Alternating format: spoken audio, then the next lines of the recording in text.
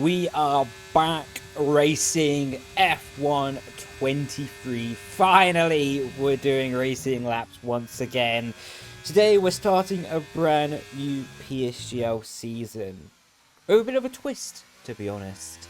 This is the Mystery GP. We only find out the track 5-10 minutes before we go into qualifying. So basically, no practice, no prior knowledge of the track. Jump in and adapt. I love this format, to be honest. It was great fun, very enjoyable, and shows the skills of the drivers, every single driver on the grid, to jump in and just adapt on the spot and maximize the performance. With that being said, though, we are here in Q1. First lap here, and we still got 6 minutes 30 on the board, hoping to get through Q1 with only one set of soft tyres used to maximise the allocation for later on in the qualifying. But that might not matter, to be honest, because it should be raining as the session unfolds. So we'll get more into that later as we're coming through the final corner, opening up DRS, and we go provisionally P2, and that will be more than enough to get us through into Q2. Q2 is going to be a bit of a twist, though, because remember that rain I mentioned? It is on the way, and we have got one lap, and only one lap, to make sure we can maximize this brand new set of soft, sticky, fresh, fast rubber here in the Portimao circuit.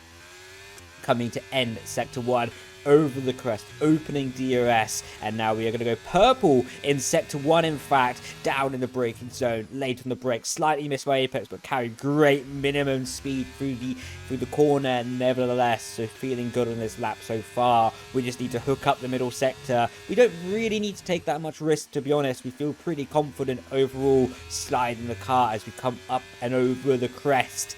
Such a fantastic sequence of corners here in the Portuguese circuit of Portimao. Absolutely love this track. I'm sure it's one of the other drivers' favourites as well, as we do a 50.9 in the middle sector, and it does look like, visually at least, we are doing a good job relative to Freddie Rasmussen in the Red Bull up ahead of us, as Schumacher Clay goes provisionally fastest in this Q2 session, quickly beaten by Jarno Opmeer. Coming through the final corner, opening up DRS to the line, and we do a 15.7, just going P2 shy by half a tenth as well. And on our in-lap, you can see we are comfortably P5 into Q3, and it is already raining. This is the end of Q2, and you can see it is rather wet, slippy, and slidey already. And now this is the start of Q3, and it was due to get heavier and heavier and heavier on the rain as we get further into the session. And you can see I'm just trying to warm up my tyres. I wasn't really even going for the overtake on Jarno there. I was just trying to use the friction and the speed to generate some tyre temperature as we build in, and now trying to feel the grip as it's going to be getting wetter and wetter as the lap unfolds, and possibly suffering from lack of grip as it unfolds as well. So this might be our only lap here in Q3, so we need to nail it. One thing I should mention as well is I'm over-fueled. I've got enough fuel for 2 flying laps, just in case the track is going to be improving as we go on, or I'm not satisfied with my first lap either way. Coming down into turn 1, hit the brakes, throw the car in, let the front slide as we pick up grip, traction, purchase on the exit, through the kink, through the right, and now you can see fighting the rear as we're braking down into the hairpin, over the crest. Oh, so treacherous, difficult sliding in the rain conditions here. Sector 1, purple, fast of anyone, 100 meter board, down into third gear. Look for that late apex, especially maximise the traction up the hill in these wet conditions. Kink left, keep the car to the left hand side, open up the road, in 6th gear, straight line the braking as much as possible down into third gear. Let the car rotate through, a little bit wide on my apex there and cost me some time on the exit. Flat out for the left hander, up through the crest, down into 4th gear. You can see just the car fighting, sliding all around me. Hasn't been an ideal middle sector, but time to master the final sector. Down into 3rd gear, throw the car in, hooked up the apex nicely, avoided too much of the curb on the exit, open up the second to last corner, and we did that very nicely. Short shift to 4 for the traction, open up the corner radius on the exit flat out through the final right-hander. See the car twitching this way and that. And now we're coming up to the line. Yano does a 25-0. We do a 25-1. What I was rather happy with, considering we was carrying an extra lap of fuel, but we did not improve on the second lap. We decided to back off because of the ERS usage. And now, final lap of Q3. The track is very wet now, and we have to send it. Caution to the wind. Turn 1, we have a lockup, and we go wide. We lose so much time there in turn 3 as well. You can see the lack of grip fighting the car into the apex, costing us time, and that has been a far from ideal sector 1. You can see the track look visually wetter. The rain is coming down heavier. We are losing grip. We're losing opportunity to improve in this Q3 session. We're provisionally P8, and we're going to have to do a monster of a middle sector to have any chance of improving on our lap time and last position here in the Q3, what will determine the grid position for the race.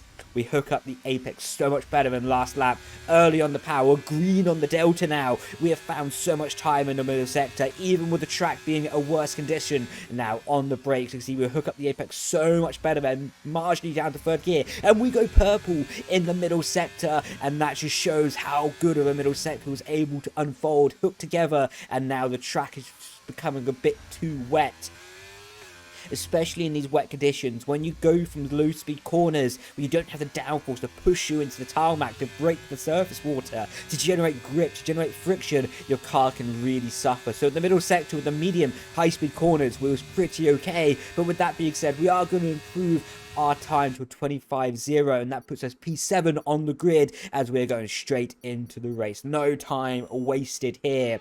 And you can see we've got Caraton on the mediums just ahead of us. We're on the mediums as well. Thomas Ronhan, my teammate, directly ahead of us on the soft compound tyres. Critical. We get a good start here.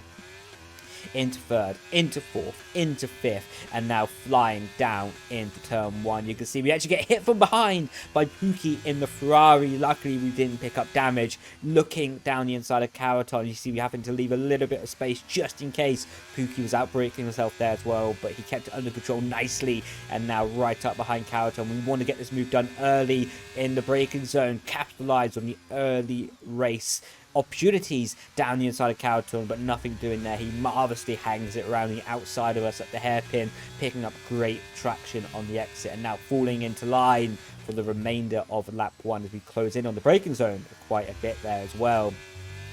We're cutting on to lap 2, and we're hunting him. We got an amazing exit over the top of the hill. We're down the inside of Caraton into the hairpin. Almost mirror image of lap 1 down the inside. Further this time though, and he does again a marvelous maneuver around the outside of us, hanging around the outside and being early on the power. But we're not going to give up that easy. We're going to keep on hunting. We're going to pounce, find an opportunity, look for the gap. Again, he suffers on the traction. We're using the battery in the slipstream. We're going to fake him, go to the outside, dive to the inside at the last moment, and we have got the maneuver done down the inside, and that is oh so critical. Now we are the leading medium runner in the race, and we can start to control our pace, save the tires, manage the battery, and that is exactly what we're going to do.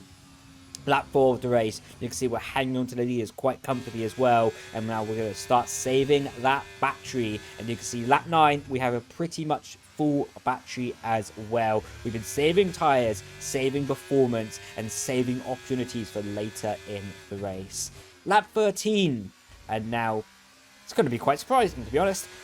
All of the cars ahead are going to be peeling into the pit lane, and that is going to give us free road and free reign to use the tires that we've been saving, use the battery that we've been saving. You can see everyone peels off into the pit lane and greeted with a beautifully nice bit of clean air. We're using battery to try and break the DRS to our Caraton. If we could break his DRS without using too much battery, that would be super beneficial to me, as that will give me much more options for undercuts and overcuts later on in our stint. But he hangs it just in there. Got 9.5 temps briefly as we went across the DRS line, but he's able to hold it in the DRS at 8 temps. And now coming on to lap 19, was able to save our battery up back to pretty much full, and using a little bit into the pit lane to try and build an advantage into the pit lane, over the crest, late on the brakes, just about getting it slowed down by 5 miles an hour margin, and we are going to be going onto the soft compound tyres.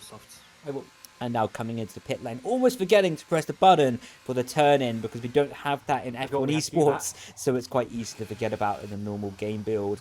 But with that being said, we had a really good pit entry, we had a really good final sector, and we're going to have a really good chance to break the DRS of Caraton as we exit back onto the track now. You can see pretty much full battery, and now what is that gap going to be? What is it going to come out to? It's going to come out to 1.1 seconds with Ruben as well fighting Caraton, and that's why it was critical. That's why every second is absolutely pivotal in this competitive field, that I was able to break the DRS Caraton and now get a 1.4 second advantage, what means I can pick my way through these medium runners in the way that I want to and not have pressure from behind. Jed, we go straight down the inside late on the brakes. Gonna get the maneuver done, and I have to say, already I've edited this video, so I'm watching it back live commentary with you at home right now. And these next sequence of laps are going to be some of my absolute favourite in league racing history for me personally. And we're going to be overtaking car after car after car after car. And we are already past Jed in the slipstream of Wilson. Wilson's going to have the DRS from the car ahead. We're doing temporarily fastest lap of the race. And you can see Wilson just gives a little squeeze, but we are not backing down the inside. And we have now got ourselves into the points paying position. Pookie up ahead, 8 temps on the apex, and now over the hill. He makes a mistake, 4 temps, opening DRS, using battery, and now 2 temps behind, and we're just going to send it in the breaker zone, get to the car, to the apex, and now we are up into P9 with an almighty lunge from all that way back. 6 temps for Jake Benham. And now this is where it's going to get interesting. I spotted right now that Jake does not have the DRS from Luke Smith, what means I can take it easy in this loads of corners. I can start to save my tyres, save my battery. It might be marginal, but it might make the difference at the end of the race. You can see now, just saving a bit of engine temperature and doing a big lift and coast into this braking zone, knowing that with these better, fresher, softer, faster tyres, we're going to be all over the back of him come the DRS activation zone anyway. And you can see that is completely true, and we're just still sat here trying to manage engine temperatures and now slipping in to the less draggy air of Jake Benham up behind, and now opening DRS, and now we're clearing him while we're starting lap 23. 1.2 seconds behind Luke Smith up ahead, and we are going to be rattling that gap down. Already in the DRS, under 1 second, 9 temps at the apex, and now we are already at 8 temps, and going to be 7 temps on the exit of the corner. By the time we're going to get to the hairpin, what's it going to be? 6 temps already, 5 temps. Even just marginally down into 3 temps of a second, 4 temps on the exit. So we've taken almost a second out of Luke Smith in pretty much 5-6 corners of 1 lap alone. Now 2 temps behind and picking up the traction, using a little bit of battery, but I got a feeling he's not going to fight this, and it'll be silly for him to fight this as well. Down the inside, late on the brakes, getting a maneuver done. And now we've got 1.5 seconds to Freddie Rasmussen up ahead, and we have got to close 4 temps in 2 corners to get the DRS activation zone, and that is what we're going to fight to do. That's what we're going to push to do on the exit of that second corner. Now you can see we are just about getting in that DRS zone, and I really didn't have to use much more battery to do it, so that was critical for us to be able to get in that DRS and gain a 3 effective 4-5 temps down this pitch straight alone. And now you can see Freddie Rasmussen with a slipstream ahead has pulled to 1.1 seconds, just about ahead, but we are bringing that gap down rapidly, and we're going to be back in his DRS zone for a second DRS zone of this lap. 7 temps already, bring it down to 6 temps on the exit of that amazing left-hander over the crest of the hill, late on the brakes. And you can see now just looking for that beautiful exit of the hairpin, and now only 4 temps behind him, checking my tyres one more time. You won't be able to see it because my face cam is covering, but checking my tyre wear percentage, my brake bias, my differential settings, and trying to maximize every element of this racing car in the slipstream of Freddie Rasmussen down the inside, and we're going to keep it committed on the brakes down the inside. He isn't really fighting it too much, and that is a move done into P6 of this race already. Shinaka Clay up ahead of me on lap 24 of the race. And we can see the leader, we can see the fight for the podium. And bear in mind, we was down in P11, 12, 13 on, I think we came in on lap 19. So in 5 laps, we've gone from like the P11, 12 or whatever it was to now running in P5 position as we go past Shinaka Clay. And now, next up is the McLaren Junior of Otis Lawrence. What an up-and-comer. Super fast, super competitive, always on the F1 game as well. And you can see he doesn't fight it. He does a little weave there to sort of indicate he's going to let me go down the inside. And we take that opportunity with open arms. And now, lap 25, we are now fighting for the podium. 1 place ahead of us is our teammate Thomas Ronhaar, and just ahead of him is Jarno Opmeer and Danny Bresnay, and that is the chance to win the race. Thomas does let us go past. There's a little bit of a miscommunication as I was just fighting always that inside line, but Thomas does really help us out there and lets us go past. And Jarno and Danny?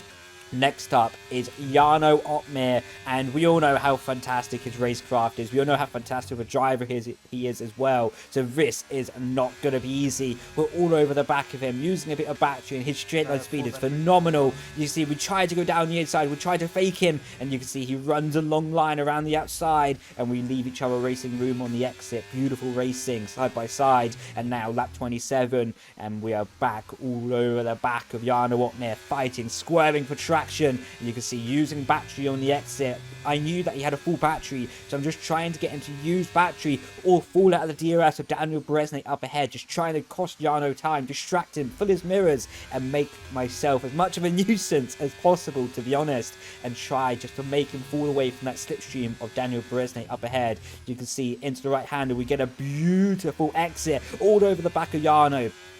It's going to be a mirror image from last lap. But again, instead of going down the inside, he covers all the way. We go around the outside and we commit. Going the long way, early on the power, early on the traction. And that is up into P2 in this race. And I knew on the previous lap, I faked a lunge all the way to the inside. So I played it cards opposite this lap. And instead of going for the inside, going all the way around the outside and carrying up so much speed, momentum. But we also have to give credit to Jarno as well. Went around the outside and his racecraft was fantastic in this moment of time. We didn't make contact. We didn't push each other off the track. So really top notch, top respect to Jarno as we're going down the inside of Daniel Bresnay into the race lead on lap 28. But yeah, going back to my point, it was fantastic racing and I feel truly honoured, and it was a really enjoyable battle to be having that at such a high level.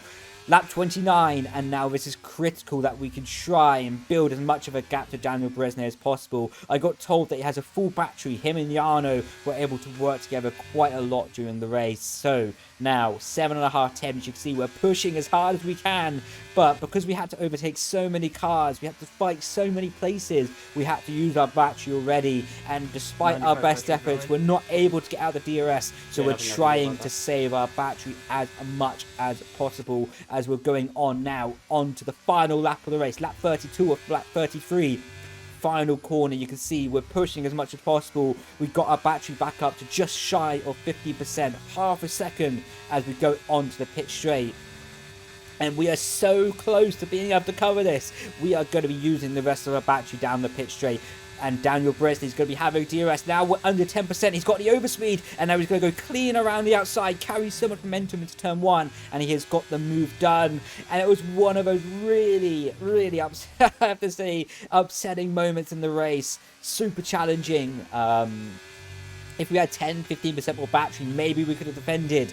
But nothing we could do about that now. We're all over the back of Bresnay, DRS wide open, trying to fake him, trying to make him lose time, trying to use our grip, trying to use our pace as well to just get all over the back of him once more. You can see he's not even flashing on his battery yet. That's how much deployment he has to use. We're all over the back of him, 2 temps, fighting for traction on the exit, and we are pushing Daniel Bresnay through every single apex of this final lap of the track.